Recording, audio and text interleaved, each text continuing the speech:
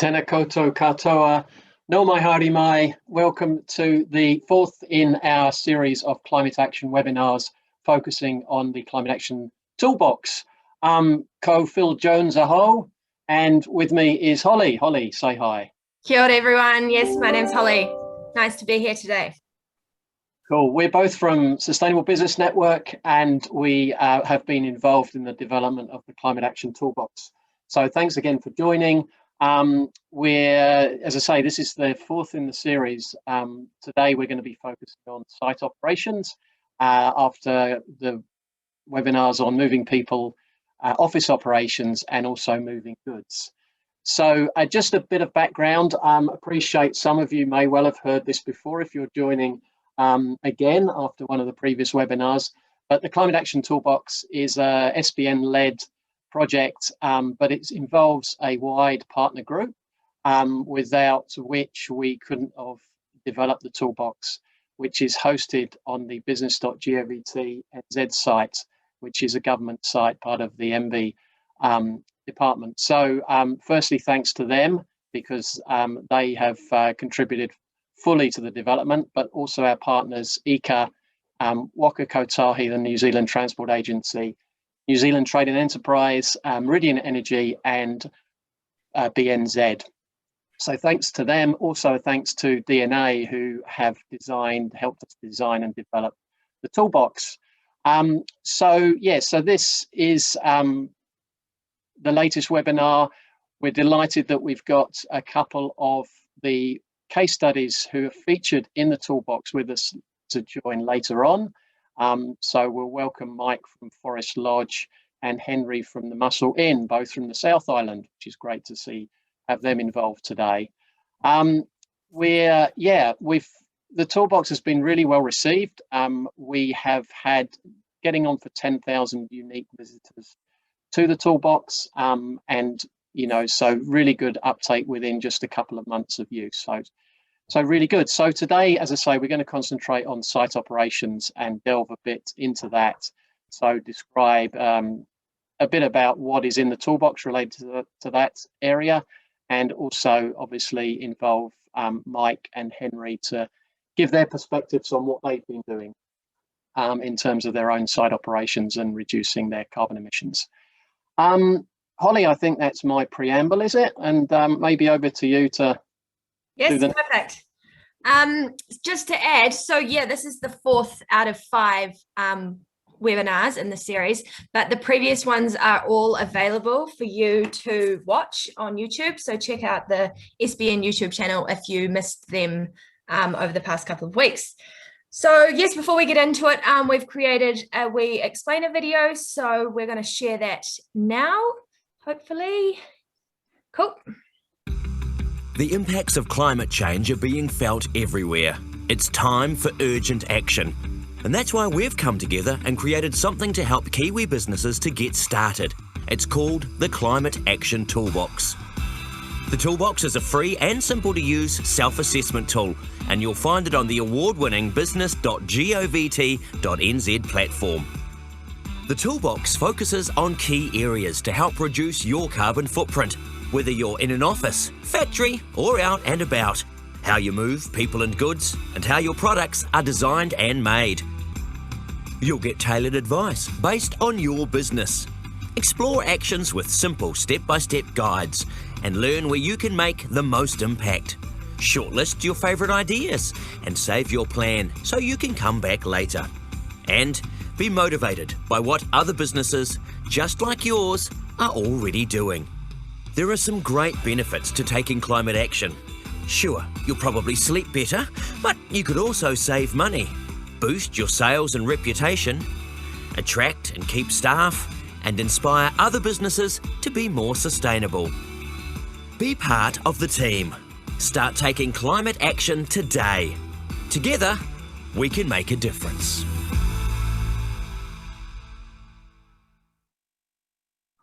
Fantastic. Cool. So just some background in terms of why we developed the toolbox. So over a year ago, we undertook some research, and it agreed with what we thought. So what we found was many SMEs are time poor, cost is a big issue, and there's a lack of knowledge and awareness of where to start in terms of taking climate action.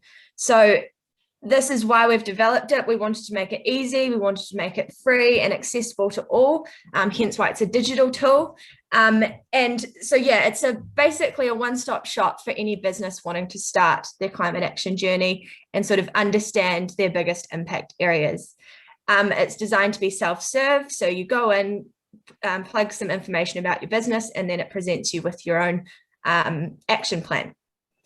We're very happy for you to share this. A lot of businesses have been sharing it on their social media and in their newsletters, so feel free to do that as well.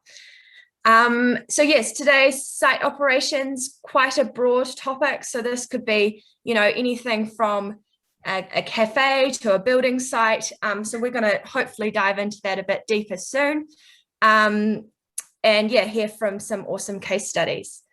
We want the session to be as interactive as possible. So you'll see a question function at the bottom of your screen, hopefully. So feel free to chuck your questions in there as they come up throughout the webinar, and we will answer them either at the end or while we're talking today as well. So to kick things off, we're going to start with our polls. We love polls at SBN. So if this isn't your first webinar, you would have seen this before, but still really useful information for us. So first question, have you visited the toolbox? And if so, how far along have you got? Hopefully you're seeing this in your screen right now. So feel free to put in your answers there. And then the second question, what action area was identified as high priority? Cool, starting to come in. No right or wrong answer. So feel free. Keep them coming, leave it up for a bit longer.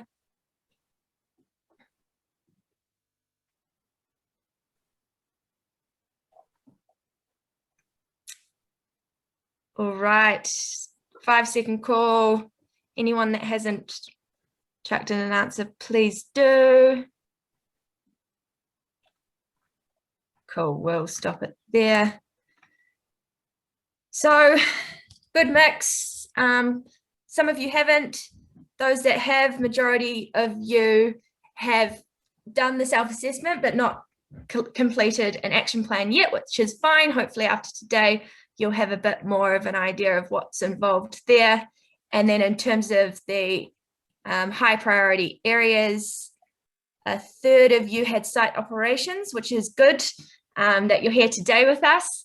And then, but moving goods was has come out on top. So about 50% of you. So as said, check out that webinar recording, and hopefully that will be useful for you as well. Cool. Phil, back to you. Wonderful. Let's stop that share. Thanks, Holly.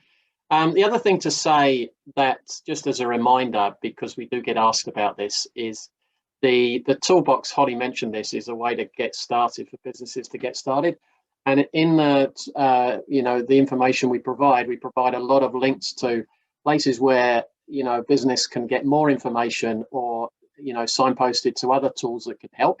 So this idea is very much with a toolbox is to get businesses started, grow the pie, if you like, of the number of businesses that are actually beginning to take action, and then all the wonderful other groups that are providing services to kind of provide more sophisticated services and products. We really encourage that. Cool.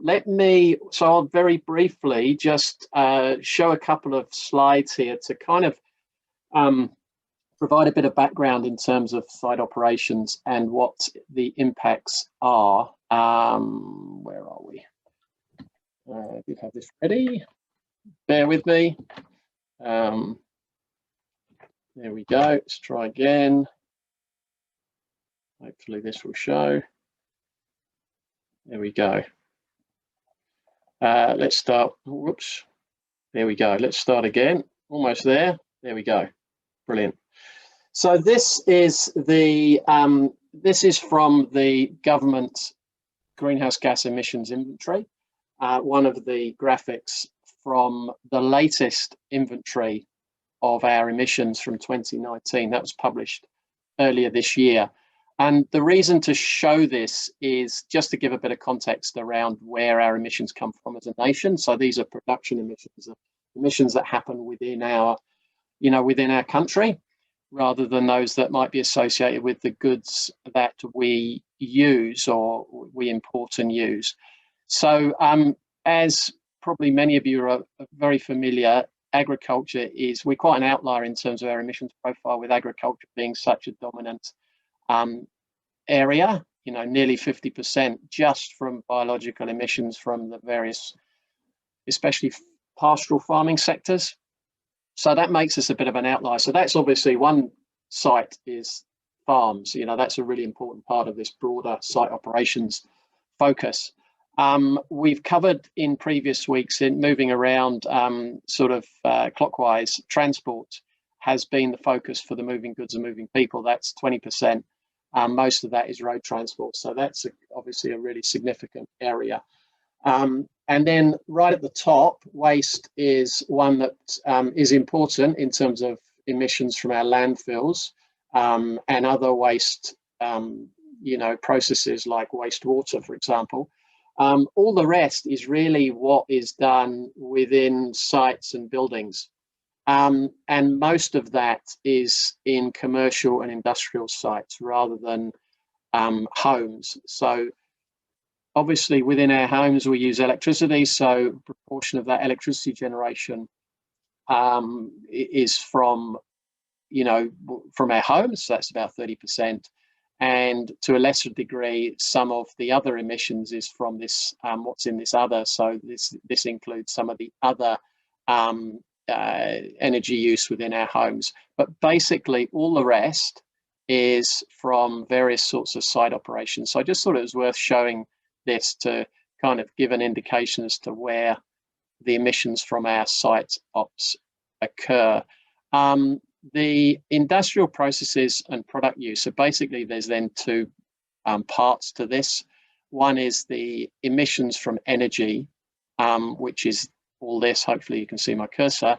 And then the other is the industrial processes and product use. So these are non-carbon dioxide emissions that are greenhouse gas emissions from different chemical processes and processes within industrial systems like steel making, aluminium making, and related like that. So just to give an indication. And then this manufacturing and construction, this covers especially the large industrial energy uses such as steel making, pulp and paper, food processing is in there as well.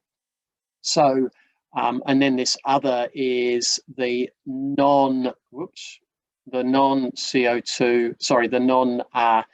electricity energy that's provided in our buildings for space heating and water heating.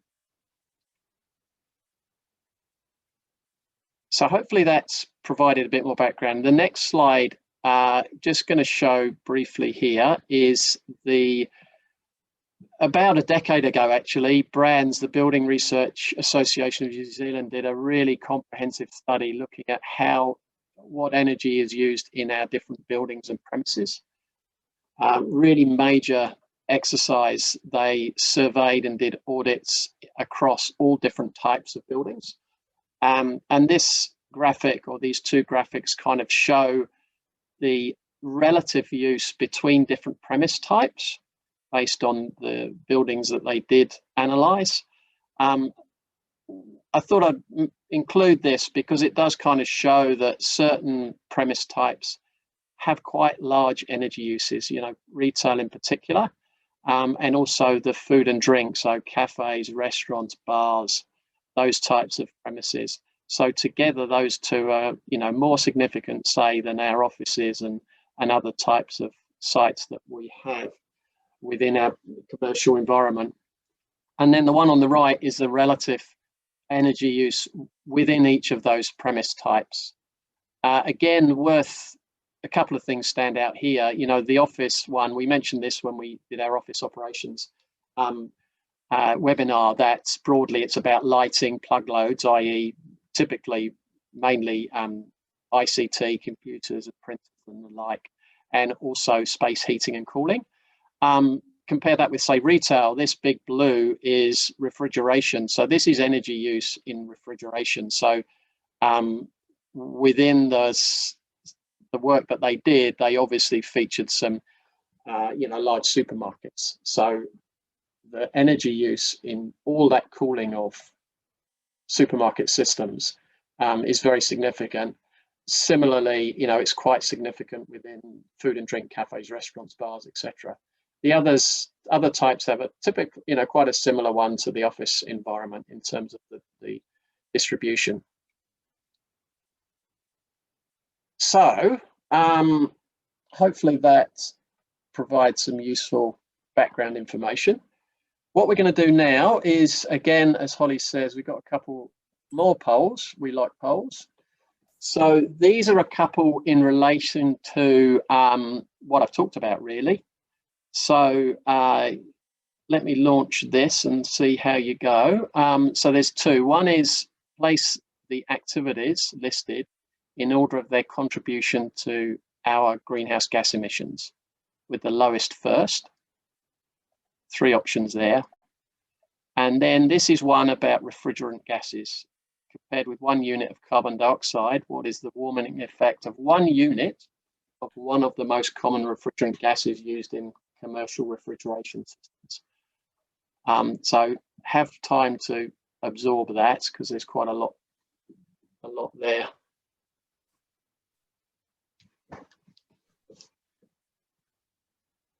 Results starting to come in.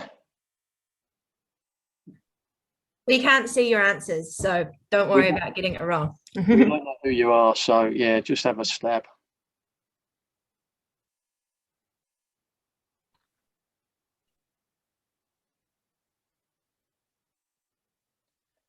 And then this one down here.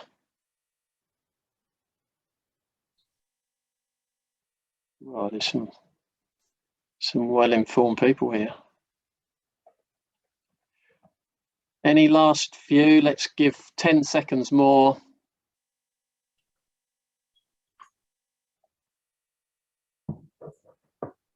No, oh, one more's come in. Well done, thank you. Right, let's end the polling, share results.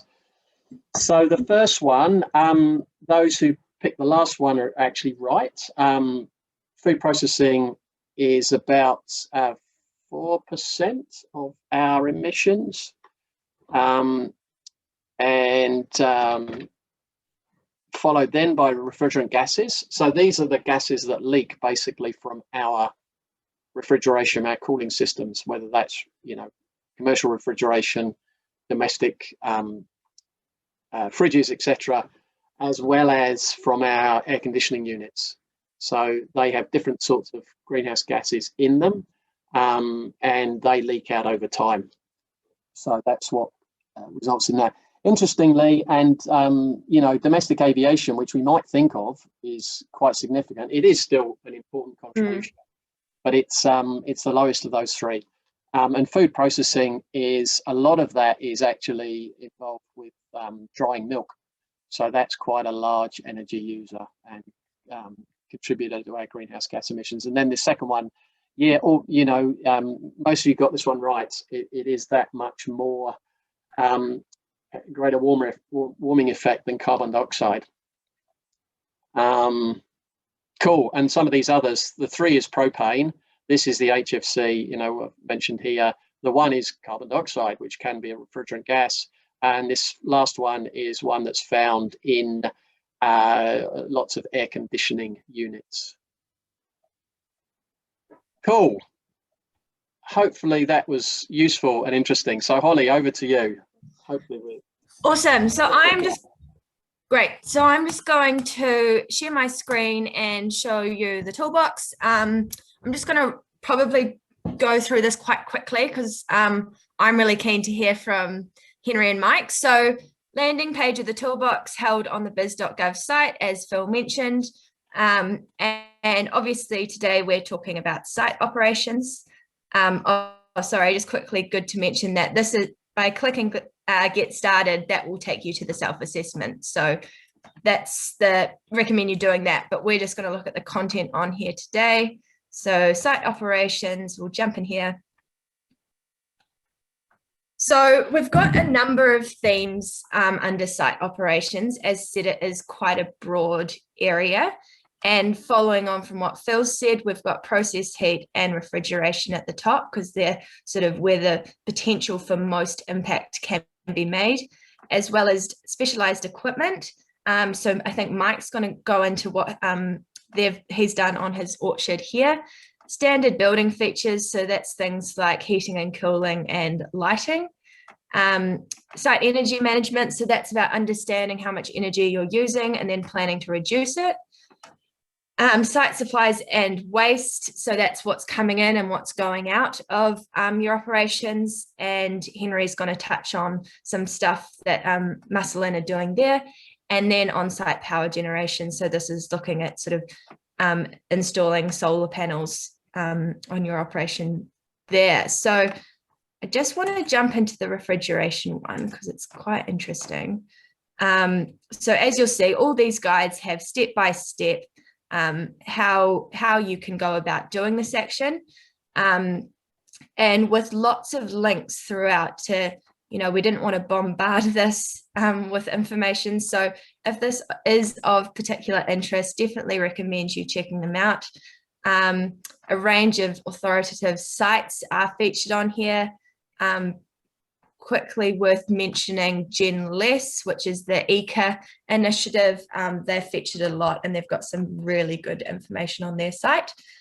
And then on the refrigeration, all actions also have a case study associated, well, majority of them do. This is Common Sense Organics. You may have heard of them. So they've recently got a new fridge that uses, you'll see here, 4,000 times less impact on the climate. So this is huge. They were finding that not only was it a big part of their emissions profile, but also it was costing them a lot of money. So they've made that upgrade there. The other thing that's worth mentioning under each theme, most themes have an action that's on improving the efficiency of what you've currently got. So without having to potentially invest in new technology. And then there is also an action focused on the upgrade when it comes time to, potentially upgrade, looking at more energy efficient options.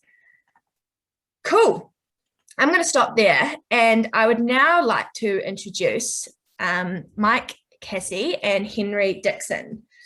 So let's hopefully get them on screen. Oh, I'll stop sharing my screen. Perfect. Cool. So we've got Mike. Mike is the founder of Forest Lodge Orchard, and we've got Henry Dixon, who is the son of the Massillin owners, Jane and Andrew, and is a current co-manager at the Massillin. Thank you both for joining us today. Really looking forward to hearing a bit about what you guys do and your climate action journey so far. Where for the next sort of 20 or so minutes, we're just going to have a discussion, ask you some questions, and hear about what you've been up to. So do you want to kick it off with a bit of an intro in terms of what your business does and sort of some of those core missions and values you hold? Mike, would you like to go first? Yeah, sure.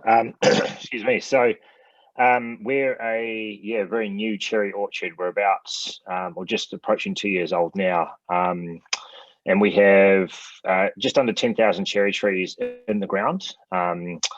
And what I'm trying to achieve is growing high quantities of good quality food without burning any fossil fuels, which might be a surprise to a lot of people that in the horticulture space, we're often called the naughty horties because we do burn a lot of fossil fuels in order to actually grow our food. And so my initial goal has always been around trying to do this without burning any fossil fuels. So that means sometimes being a bit of a market leader in terms of adopting new technology and new equipment and importing equipment overseas in order to achieve those goals. And the second thing is that through this process, I've actually discovered that running fully electrified actually goes one step further. And I actually think now I've proven to myself, at least, that it's a lot more operationally efficient and cost effective. And so I now have a new goal of trying to grow food with a net energy bill of zero. So basically meaning that I produce and export enough energy back to the grid that the energy that I do take from the grid is cancelled out, and I end up being able to run my whole operation without paying for a single watt of energy. So yeah, so that's my sort of business and what I've been up to, and I'm keen to take you guys on a bit of a journey through that today and some of the things I've discovered along the way. Perfect. Thanks, Mike. Yeah, we'll dive into that a bit deeper soon. Henry, over to you.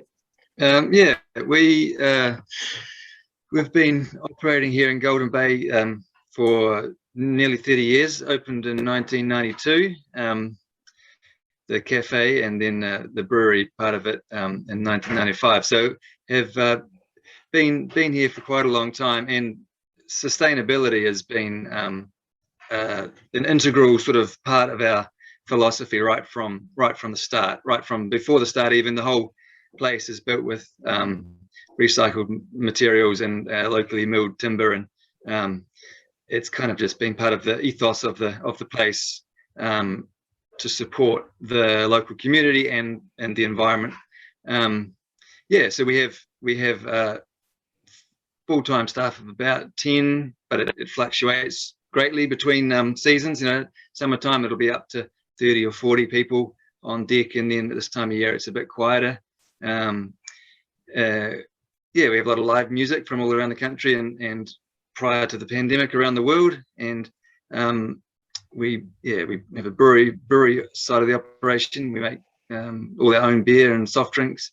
And yeah, we just try to create a business that will support the community, provide a lifestyle for us that we can be a part of the community, and something that is sustainable environmentally. Yeah, I guess that's sort of a basic sum up of it. Cool. Brilliant. I was lucky enough to visit your place, Henry, in January. Fantastic. Golden Bay generally, and your place in particular as well. Yeah, there's a lot of people who agree with you.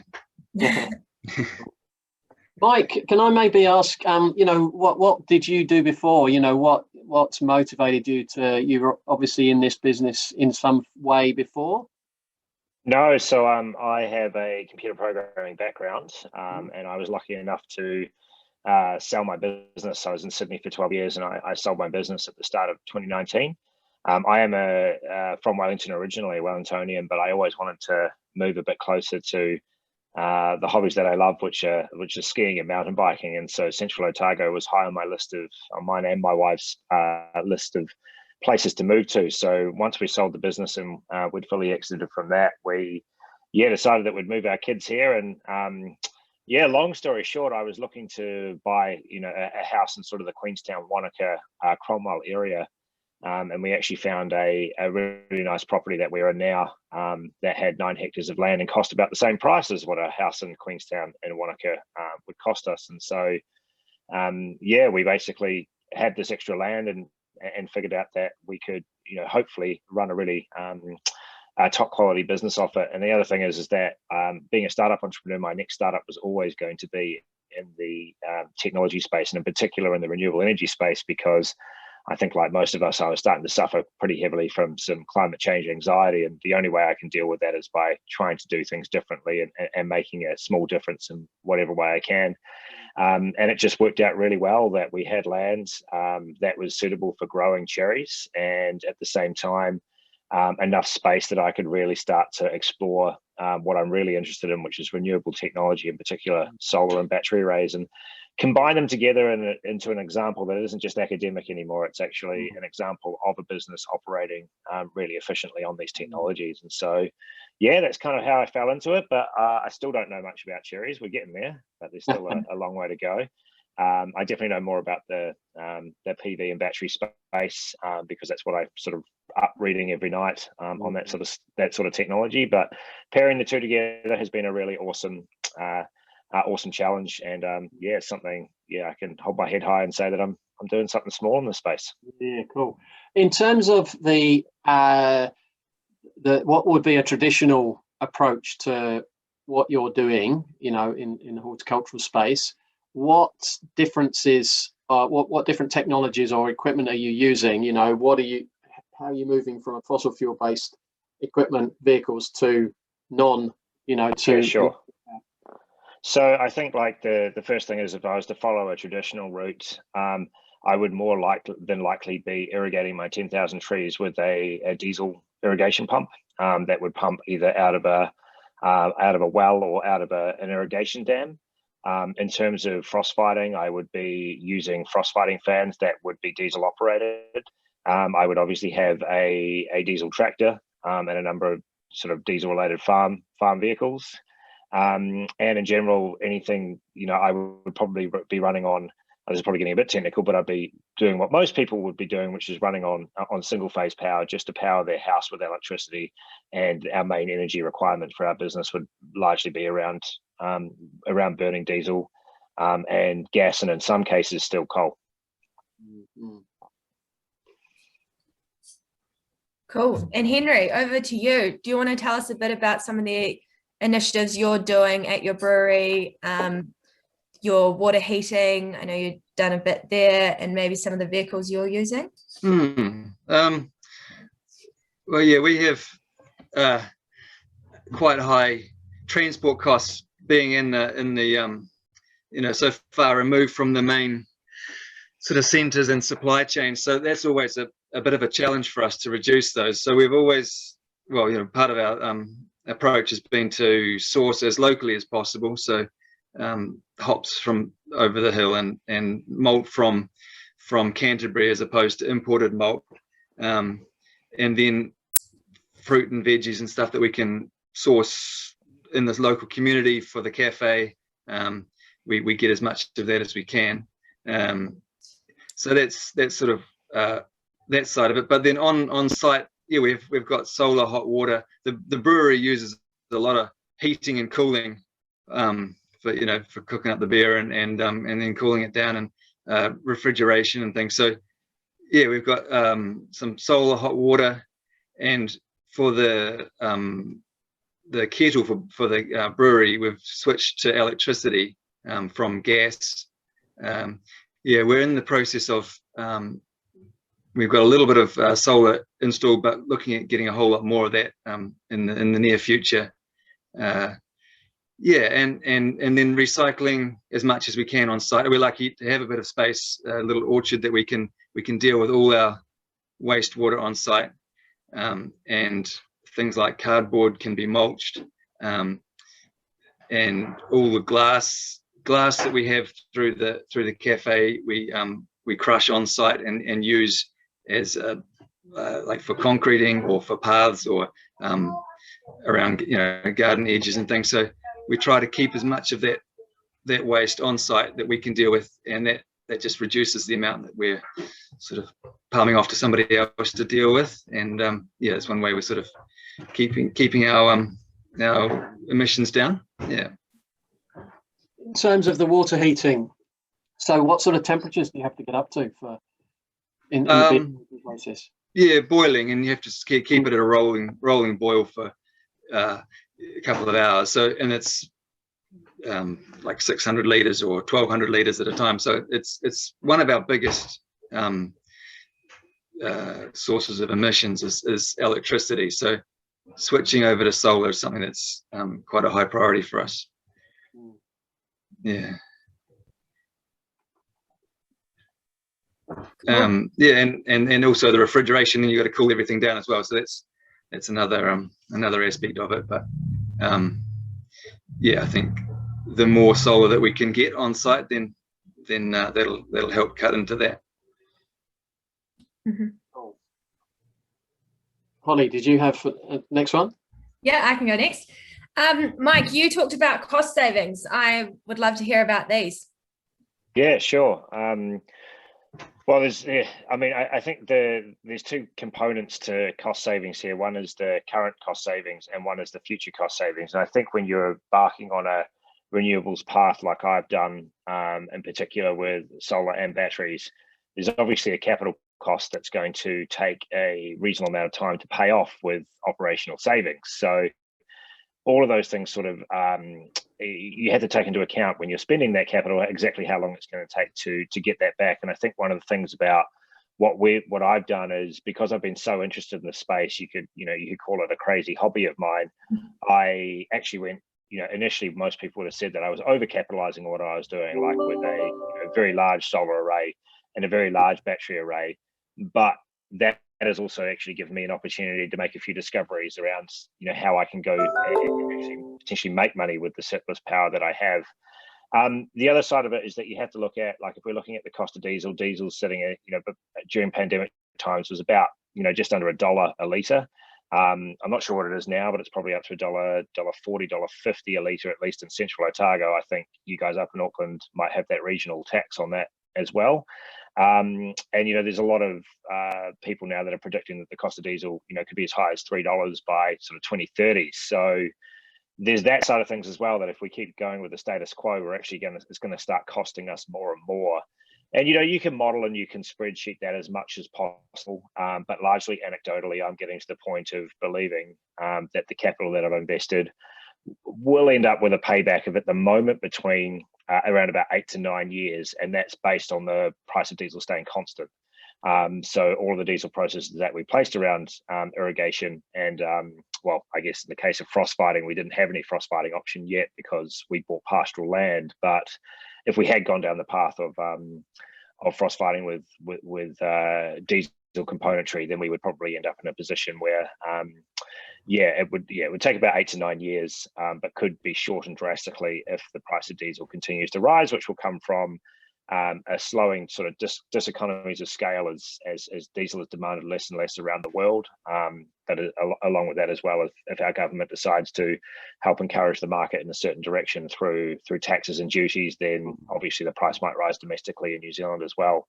Yeah. The other side that I have been working really closely on is one of the strengths and weaknesses of solar is that you can generate a lot of power quite cheaply with solar now, but the problem is you can only generate it at certain times during the day.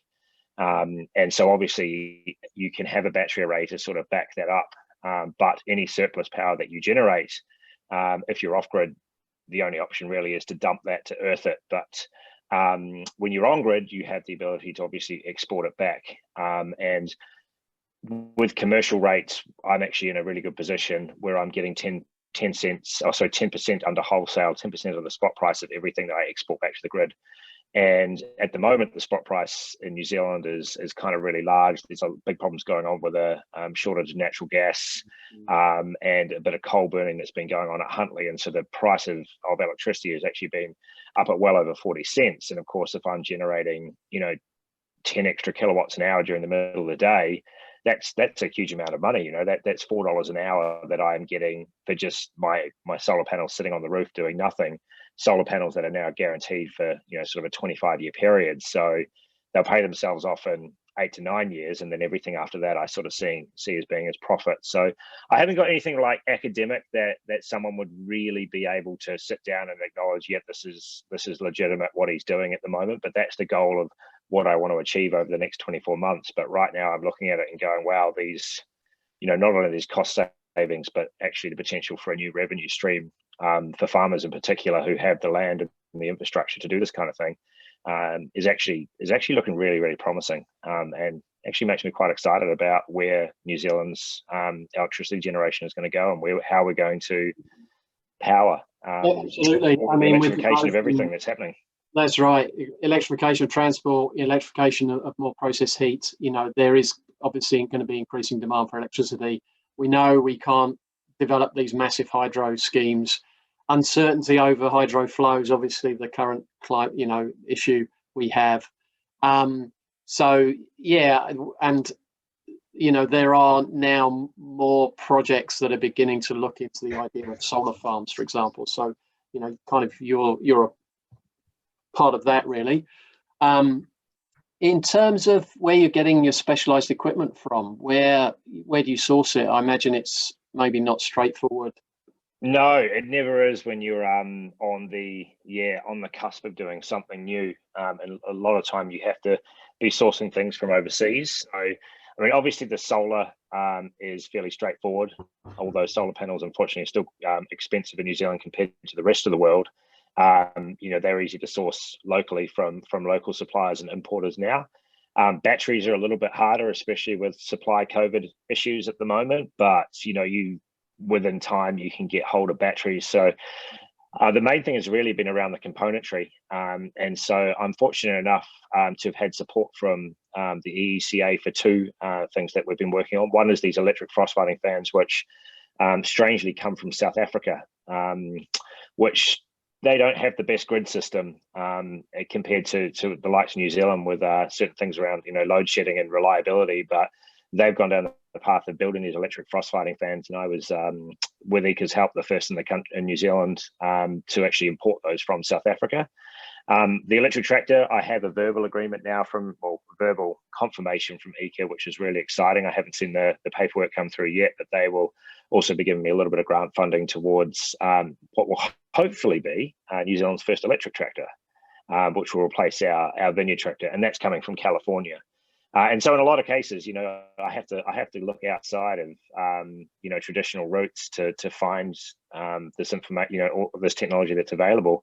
And then the other part that I'm doing is that, you know, when we can't find what we need, we build it ourselves. So one of the things that we use for our farm vehicle is actually a golf cart that has been souped up with better suspension and off-road tires. And then, you know, we put a spray boom on the front of that so that we can, you know, do our weed spraying all electrically, because at the moment, you know, you could only do that on a quad bike or, you know, something to the equivalent. So a lot of this is DIY as well, but that makes it a bit of fun. So yeah, all around the world, DIY, and occasionally when you're lucky, you might find someone in New Zealand that's able to sell it to you. Good old Kiwi number 8. Wow. That's right. There's a bit of that with you, I guess, Henry, as well, you know, in terms of finding your own ways to solve problems. Yeah, plenty of that. And we try to do as much of that in-house as we can.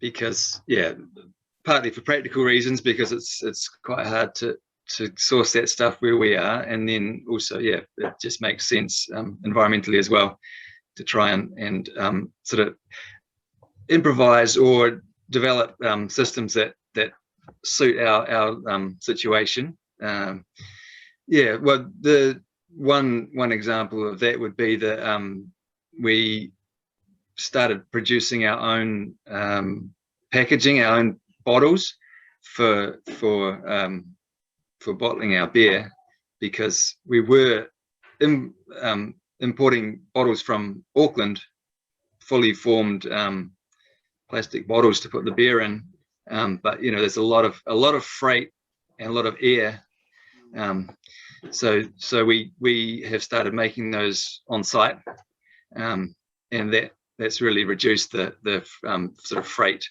costs for us, and also has allowed us to supply other local beverage companies, and so they're also not having to ship all that freight from Auckland. So that's one way we sort of have minimized our freight sort of emissions. That sounds quite a process to set up a bottle manufacturing plant. Well, I mean, it initially it was a bit of a process to set it up, but I mean, it's sort of small scale. We did it to, you know, for our own purposes initially, but there were other people around who were also keen to get locally manufactured bottles as well. So I mean, it's the thing with being in a food or beverage business, you know, you need packaging of some sort, and there's always going to be some waste and some sort of environmental costs associated with that. But to try and bring it on site, and then you're sort of controlling the process as much as we can. It's been a good strategy for us. In terms of, you know, from a customer perspective, and what branding advantage you get from your sustainability initiatives, what sort of, you know, do you have any way of assessing to what degree you're appealing to kind of the green consumer. Yeah, it's a tricky one because it's never been sort of a main focus for us. We haven't done what we've done as a marketing ploy. It's been for more so sort of sustainable, personal kind of issues, reasons. So that's sort of just been a flow-on effect, really. And we sort of hold true to those principles, and I think people see that it's a genuine thing that we're doing. It's not greenwashing. We're just doing it because that's what we feel is best for the environment and for our community. So yeah, it's definitely from a business point of view, it's definitely paid off. I mean, it's hard to quantify. It's something that we'll do in any case, whether people sort of buy into it or not. It's what we feel is sort of the right approach. Yeah, and I think people will respect that.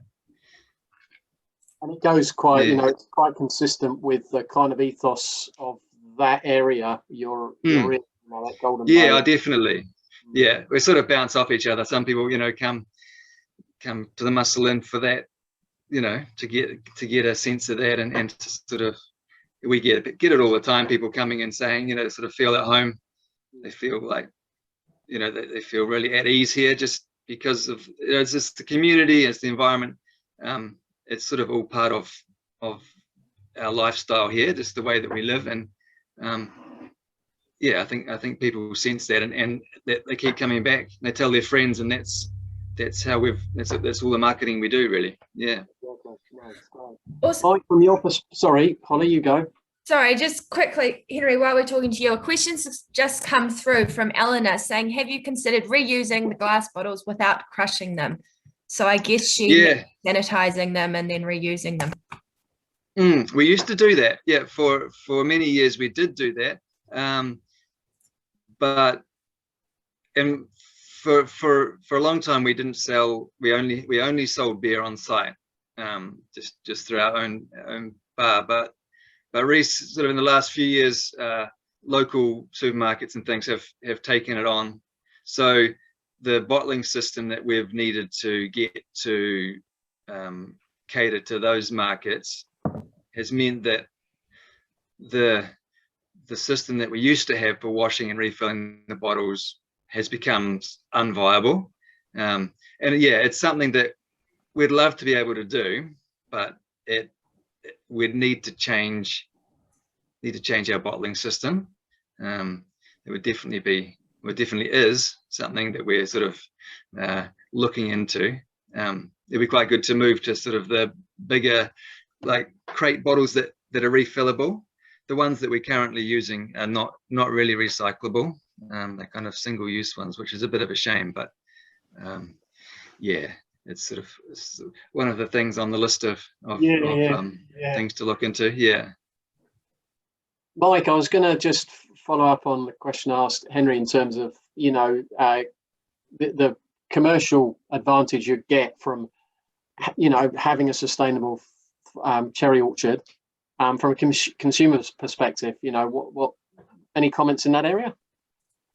Yeah, I've got no idea really, because one of the big sort of cognitive dissonant pieces in my mind is that it's very well and good growing cherries using renewable energy, but then if I put them on a plane and ship them to the Northern Hemisphere, which is what happens with most cherries in New Zealand, a lot of that is undone. And I think anyone who is looking at buying cherries, from the other hemisphere probably doesn't have necessarily the climate at the forefront of their mind when it comes to food miles. But that being said, New Zealand does have a strong domestic market for cherries, especially leading up to Christmas and over the summer break. But New Zealand has never paid as much for cherries as what you can get overseas, and so one of my hypotheses is, just like the free range egg argument, that there are consumers out there that are, have a conscience that are willing to pay more for produce that they feel is doing the right thing. And so I am working slowly on putting together a consumer brand around renewable food produce to sell into the New Zealand market. And I'm hoping to sort of be able to draw somewhere in between where we can get a little bit more money per kilo for our cherries in the domestic market and then not have to send them overseas. But that is something that is very much a work in progress. It's a hypothesis that does exist and will continue to strengthen as more and more people become climate conscious. But right now, I just do not know. And my big focus isn't necessarily been around lowering the carbon footprint of our food exports, because that's something that I feel is outside of my control. It's around helping with the manufacturing and production of our food in the first place in order to lower the carbon emissions. So I think if you'll watch this space, I don't have an answer to that, but I would like to think that along with cost saving in terms of operations also comes potentially more fat on the other side, that renewable businesses will actually start being more profitable, not only from cost savings, but also from potentially prices that they can demand in the market. Oh, so we're over time. What do you think we're okay to wrap up now? Probably, yeah. Well, I was just thinking it would be quite cool to end with each of you maybe sharing what you would recommend for a business that hasn't started yet, but is keen to start the climate action journey. What would be one sort of piece of advice or recommendation you may give them? Throwing you on the spot here. Hope that's all right. Well, so my one would be, if you do any form of irrigation, air conditioning, or refrigeration, you should be at least powering some of that with solar, because they are the perfect combination. They're the perfect pair. You need to make things cooler, and you need to water plants more when it's hotter. And so therefore, that is definitely the easiest and quickest way to start getting on the renewables bandwagon, I guess, and starting to make a small difference into the way that we produce our power in New Zealand. Perfect. Thanks, Mike. Henry? Yeah, well, I think for any business starting up, one thing we've done recently is get an organization to do an assessment of our carbon footprint and break it right down into segments, and so we can then go in and identify where we can make those savings. It's really useful. We like the idea of it. We want to do what we can, but to get some experts in to actually break it down for us and say, look, you can do this with the electricity, solar, reduce your transportation chain lengths, this kind of thing. So that's been really useful for us in the last year or two, getting that sort of thing done for us. Yeah. Perfect. Cool. And on that, there is a resource on the toolbox for how to do a carbon footprint and where to get some of that information. So recommend you checking that out. All right. So to wrap things up, just wanted to say a massive thank you to Mike and Henry for joining us today. Thank you for giving up your Thursday lunchtime. It's been really lovely hearing about all the awesome initiatives you guys have done. You're both leading in this space, so it's really cool to hear a bit more of the ins and outs. And for those that have joined us, thank you very much. As we've said, this is the 4th of our 5 webinars in this series. So next week we are looking at how we make products, focusing on the circular economy. So if you make products, definitely recommend you coming along to that. We will have Kate Hasselhoff, who's a plastics and packaging expert at Espn, join us next week. So yes, thank you very much for joining us. Feel free to check out the toolbox, share it if it's useful. We want as many people starting their climate action journey as possible, obviously, so that would be greatly appreciated. We're also looking to host a series of in-person workshops at different regions around the country. So if this is of interest, please get in contact with Bill or I. The final thing is our Espn Awards are open for applications and close soon. So definitely recommend you checking out. There's about 11 categories there, 2 climate action categories. One's the Climate Action Innovator, one's the Climate Action Leader. So if you're doing some awesome things in the space already, I recommend you applying for those annual awards. Cool. All right. I think that's everything. Ka kite anō, thank you for joining us, and we look forward to hopefully seeing you next week. Ka kite.